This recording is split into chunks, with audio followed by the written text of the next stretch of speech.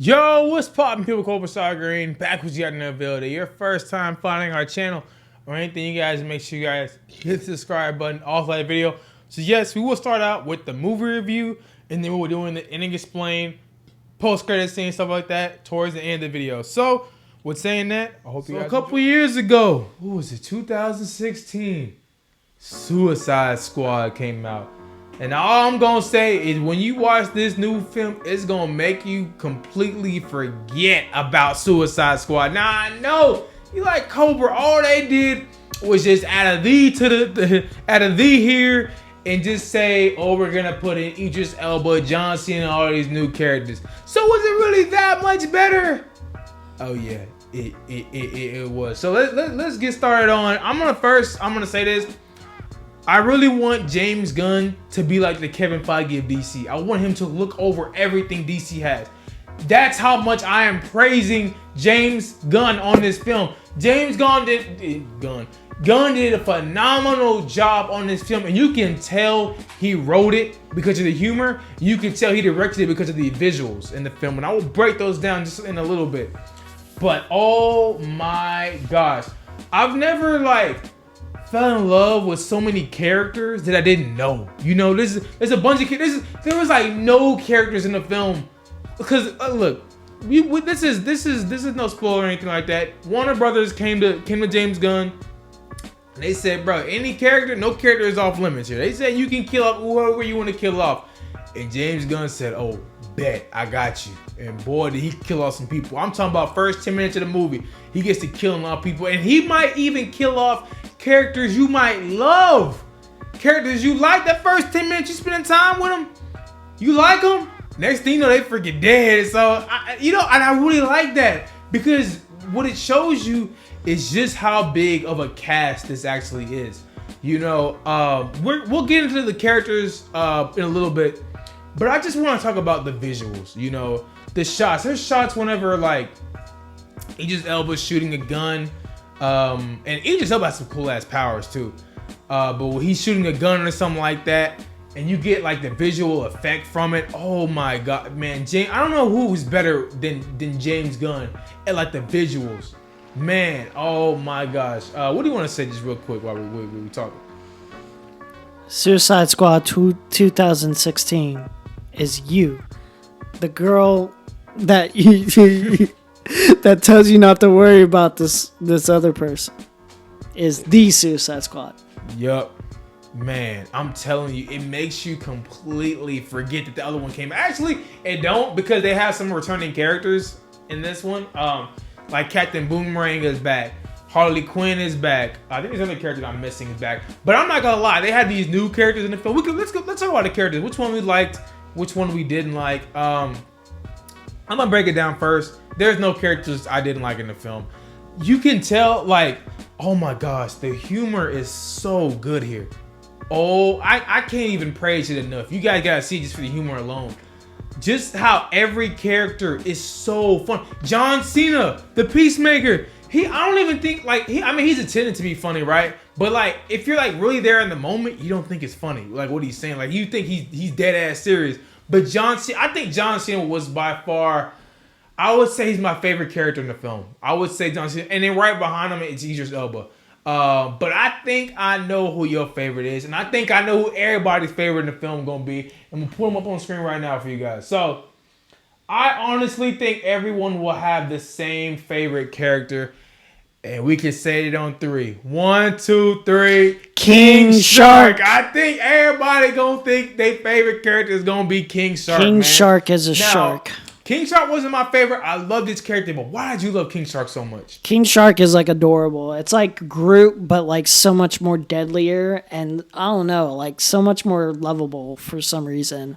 And it feels like a lonely soul, but he discovers this little family or whatever, and it's so adorable. But also when he's brutal. It feels so fitting for the character. Yeah. Now I will say it's kind of like Groot with Guardians of the Galaxy with Vin Diesel, and it's just Stallone here. It's kind of the same way a little bit, but I'm not gonna lie. I think I like this character a little more than Groot. I think. Yeah. But I'm not too used to this character though. Groot, we've been with him a couple movies, you know. I really like Groot, but yeah, if I had to pick a favorite, at least this is just off the hype, but like I do genuinely feel like I could grow to love King Shark more. But that's no disrespect. I would say King Shark needs his own spinoff. Yeah, I would say that King Shark definitely needs his own spinoff. But man, let's get into some other characters. Now, a character that I said was my favorite, but honestly, I did not think it was my favorite. And I'm talking about Peacemaker, aka John Cena in the film. Now, this one really surprised me. Cause I was like, I just got done seeing John Cena in Fast 9, right? John Cena was, y'all know he was not utilized well. Yeah, he was. You could tell from this movie. You're like, holy crap, James Gunn knows how to use John Cena. And I can't wait for his spinoff.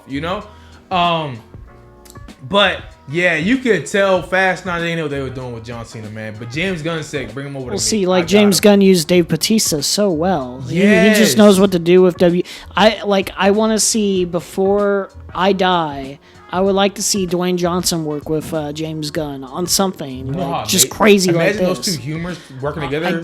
Gosh. Yeah, he just knows what to do with these WWE wrestlers. Like, he just does. Yeah, I love my favorite character in the film was Peacemaker, but you understand, and I loved how they stayed true to his character, even towards the end of the film. You're like, he even says in the beginning, he says something like, he'll do anything to create peace or to get peace, and you see that towards the end of the film. I won't spoil anything, but you see it towards the end of the film, and it just shows me that James Gunn really, instead of just writing some complete BS towards the end of the film, he stayed true to this character. So I love that about it.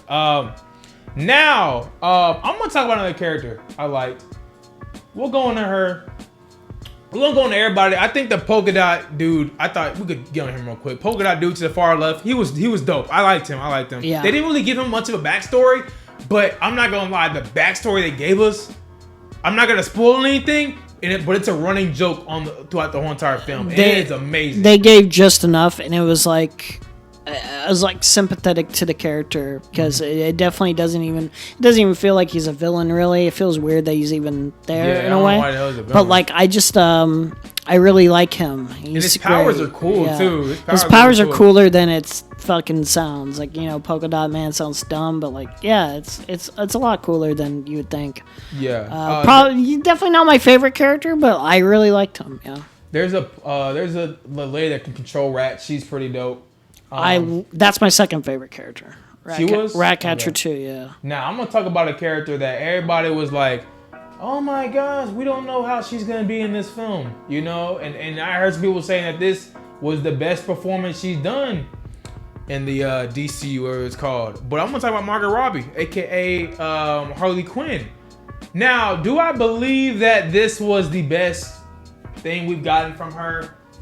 No, I don't. I think they're capping. A lot of people are capping when they're like, "Oh, this is the best thing. This is the best she's been." Nah, that's cap. Probably, and this is a little bit of a challenge. I'd say it's hard to say for sure, but I think maybe the action sequences she has are her best. Good. But Birds of Prey's action sequences are really good too. So even that's a little bit debatable. But there's nothing wrong with how she's portrayed in the film at all. But it's not better than Birds of Prey. Just her. I would just say she's better in Birds of Prey as an overall character. But to be fair, that gives more focus. I think. Yeah, but I was like, I don't know, because I read a review. They were like, "Yo, it's the best thing she's in," and I'm like, I don't know about all that. I think they utilized her well. Yeah, they utilized her really well, but she's not the main focus here. You know what I'm saying? Birds of Prey, she's the main focus. So, but that doesn't mean I'm taking away from her performance. She does a really good job. I'm glad they didn't focus too much on her. Yeah, for a while she was kind of an afterthought. Honestly, they easily could have focused too much on her. For a while, I'm dead ass. She was pretty much an afterthought for a while. She was like, oh, I mean, she's there. You I know, was but she's perfectly okay off with doing that. her own little thing. Yeah, you know what I'm saying? I was perfectly okay with that. It felt natural to the story too. Yeah, like she was off doing her own thing. Yeah. Now, of course, she's a bad person, so she does bad stuff. So I like that they're staying true to the character. Now we talked about King Shark. Let's talk about the main actor in this film. Let's talk about Idris Elba. How do we feel about Idris Elba character? I'm not gonna lie. He has the best powers though, bro. How he can create a gun out of literally like anything. I loved Idris Elba's like his attributes, his character. Even he was funny, you know, throw a little James Gunn humor in there, bro. He was super funny in this one. Like he hates rats. Like somebody else's power is rats, you know, so they have to work together with the rats thing. How do you think about Idris Elba? I really liked him a lot. He's definitely not my favorite character, but like I liked his emotional story, like his little arc. I liked how he got along with all the team members. Mm-hmm. He has a interesting dynamic with pretty much everyone in the group in some way or another. Harley Quinn, King Shark, Ratcatcher 2, Polka Dot Man, like pretty much everybody. Even Peacemaker, they have a little rival. They have really great moments together. Some of my favorite moments in the entire film is their rival with Peacemaker. Word, yeah. They have great moments together. Now I'm gonna talk about something real quick, and I'm not gonna lie, y'all might have. Oh, can I say this real quick? Go ahead. Rick Flag. Can we give her some respect? Respect to man. I'm sorry. It sounds like disrespectful that I even forgot him, but like, there's so many characters to be fair. But Rick Flag, oh man, like, bro, you can tell. In the first Suicide Squad, I was indifferent to him. I didn't hate him, but I was indifferent. Like, they didn't do him justice. And this, oh man, it feels they do him so much more justice. You can tell he's perfect, because I think they were talking about John Cena being Rick Flag. No, he works as Rick Flag. Mm-hmm. That is Rick Flag right there. Mm-hmm. I loved his. You're gonna love him way more in this one than you ever did in the Suicide Squad. Yeah, go ahead. I just felt like they did him justice, Amanda Waller justice. We're gonna talk about Amanda Waller. It felt like there was more to work with these characters, and it's like, oh my gosh, thank you. Like, I felt bad for him in the first one because it's like so indifferent, you know. But yeah, man, we're gonna talk about Amanda Waller next, man. We gotta talk about Amanda Waller, bro. So I'm not gonna lie, and I'm glad James Gunn knows how to write her character. You know, the first one, she was like sympathetic a little bit. She was kind of like, you know, she in everybody's eyes, she's pretty much like a good person, pretty much, right? Who? Amanda Waller? Yeah, Amanda Waller. Pretty, but they didn't flesh it out as well as they did it in this one. You know, you completely see, like, if you're looking at Amanda Waller's character from like a background, bro, she's a complete ass. You know what I'm saying? That's how her character is. Yes, but in the first one, they didn't really do it like that. Yeah. So I'm glad in this one, they expand that, they stay true to her character. She's not a good person. You know what I'm saying? So I'm glad they did her character The other thing is, like, she's not a good person. She's very evil and manipulative. But it never feels like it's just for the sake of being evil. It's like, you know, this is the mission. Yeah. This is my duty or whatever. But yeah, at the same time, it's like, yeah, like she's willing to do whatever it takes. Yeah, I'm just like, it's pretty evident. I'm looking for her right now so I can pull her up. Yeah. But like, if he's here in the first movie, they don't go as hard. They don't go digging too deep into her character like they do in this one. Oh, can I say really quick? No spoilers intended, obviously, but the rest of her staff has a personality. Yes! Even the rest of the staff, like normally when you watch, especially in the first one, it's like there's no personality to, like, you wonder, like, why am I working for this person? Why am I doing this? And blah blah blah blah blah. Yeah. Feels like people. They feel like people. Yeah. So we won't go too long. We're already getting 15 minutes. Yeah. But I want to talk about something. Now, you guys might have known who the villain was. If you guys seen the trailer, I never seen the trailer, but you see this crap literally everywhere. You see it on the goddamn poster if you guys look really hard. But I'm gonna talk about the main villain of the film, right? And I'm gonna talk about. I'm not gonna spoil anything. We're not gonna spoil anything, but I'm gonna say, I believe they did not do this certain character right. And the character I'm talking about is Starro. Starro is pretty much the main villain in this film. He don't even want to be the main villain of the film. They kind of just, come here. You look a little special. Bring your ass down here. So he doesn't even want to freaking be here. But the ending of the film with Starro, you know, no spoilers or anything like that. But I'm just like, I think they could have done something differently with that character. You know, what was your thoughts on Starro? Without spoiling. I don't really have that big of a problem with Starro. I think they handled Starro pretty well. The visuals with Starro in the film. Oh my! You had to see it on IMAX. The visuals with Starro is really good. I don't know, like it's kind of a goofy villain from the old Justice League, one of the first ones, really. I don't know, like it's hard for me to really nitpick too much. I feel like Starro's kind of sympathetic too, like at least for a little bit. Starro didn't want to be here. They literally dragged his ass out of space. I know, that's what I'm saying. So like I'm like I don't know, like I don't think there's too much I wanted from it. Like, so like it was easy to like maybe satisfy me, and I think they could have handled things a little bit differently. But like at the same time, I'm like, I don't know. I don't know how I feel. Maybe spoilers. I'll go in depth. We'll go deeper in it on our spoiler review that's gonna be dropping soon. But yeah, I just don't feel like they handled Star Wars character right.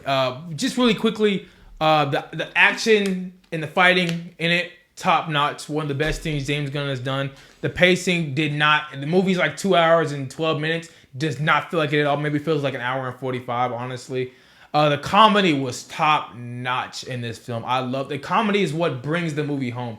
It's what keeps the movie going along. The environments you guys see. I forgot where they're at towards the end of the film, but the environment is amazing.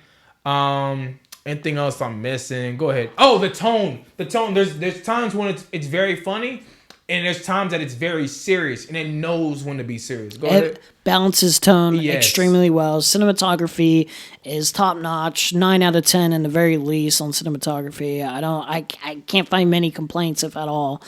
Maybe like here or there. Where, go ahead and go into your rating of the film. Man, like well, before I do the rating, the action of this film is really good. Yes. And let me just say, like in superhero movies, even like compared to like the first Suicide Squad, it's like that's forgettable. Anyway, my rating of the film, as it stands for a first viewing, objectively to me, this feels like very, very, very solid, very few flaws. Subjectively, fucking 10 out of 10. I just fucking loved this first, like 11 out of 10 maybe. Like, if I go into mine, I'm giving it a 10 out of 10. Definitely recommend going and seeing this in IMAX XD, whatever you guys have, go see it in that. Now, what I will say, because people ask me, yo, is it better than Dark Knight? Calm your asses down. It's not better than Dark Knight, but actually it's two different films, you know what I'm saying? But I personally don't think it's better than Dark Knight, but I think it's like right below the Dark Knight, if you're just asking me. But I think it's two different films, honestly. Oh. So, just off one viewing, and I think it's going to stay this way. And my rankings overall, I think it's the best DCU, on my DCEU film. Yeah, it's the best DCU film. My previous number one was Shazam. And I love Shazam. I love Shazam so much with all my heart. But this is clearly better than Shazam. The best, it's not even a debate, really, to me. If I compare it to any other DC movies that are out of the DCEU, like say Joker or The Dark Knight, or even like any of the other Dark Knight trilogy movies, I would say it's not better than The Dark Knight, and I think it'd be better than Dark Knight Rises and Batman Begins. Yeah. So if I had to really compare. But yeah, that was our review of the film. I gave it a 10 out of 10. He pretty much gave it a 10 out of 10 also. But hey, y'all turn time finding our channel. You guys make sure you guys hit the subscribe button. Also, that video, tell us guys thoughts, complaints, criticism, stuff like that down below. And hey, we'll see you guys in the next one. Peace. So the Suicide Squad discovered that the Thinker has been working for the American institution to work on this Starro project. So Rick Flag wants to expose it. Peacemaker's job is not to expose it. So they get in an altercation, and then Rick Flag ends up being stabbed in the heart with something broken, so a piece of broken glass or something. So Rick Flag dies, and then basically Starro gets out, and the Suicide Squad have to go stop him. Amanda Waller tells them not to, but they stop Amanda Waller from exploding their heads. So they stop Starro. They invade Starro with a bunch of rats. Each member does like their own unique thing to help stop Starro. Harley Quinn enters the eyeball. Bloodsport does a couple shots to stun him, or I don't even know, to probably like get his attention. King Shark starts biting at him. They basically run him. They stop Starro, and basically they tell Amanda Waller they make a deal that they won't expose any of the secrets, so long as no one gets in trouble, no one head gets blown off and all that good stuff. So we appreciate you for staying around to the end of the video. Look, these videos take a lot of time, a lot of preparation in the making, so we really do appreciate it if you would leave a like. Also subscribe, get at me on Twitter, stuff like that, man. I follow everybody back on Twitter, especially you got me there. But hey, with saying that, we'll see you guys in the next one. Peace.